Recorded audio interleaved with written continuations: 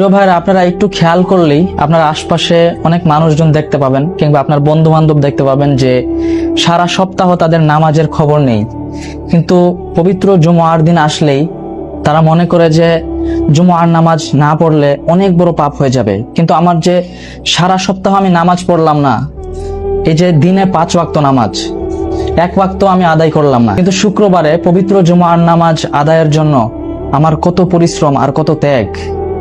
এটা কেমন হাস্যকর না? কিন্তু আপনার চারিপাশ অনুসন্ধান করলে দেখতে পাবেন এটাই বাস্তব, এটাই সত্য।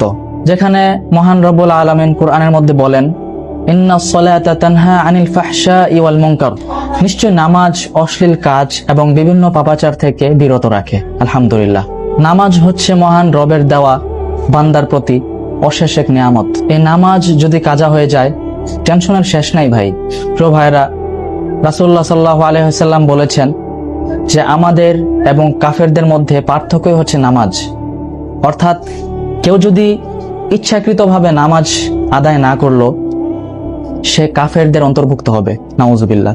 আর আপনারা নিশ্চয়ই শুনেছেন বা জানেন যে একজন বান্দা যখন নামাজের মধ্যে দাঁড়ায়, তখন সে মহান রবের সাথে কথোপকথন করে। আলহামদুলিল্লাহ। আপনি নিজেকে প্রশ্ন করুন, সারা সপ্তাহ আমি এত নামাজ কাজা করলাম, কিন্তু শুক্রবার জুমার নামাজ আদায়ের মাধ্যমে কি আমি আল্লাহকে সন্তুষ্ট করতে পারবো?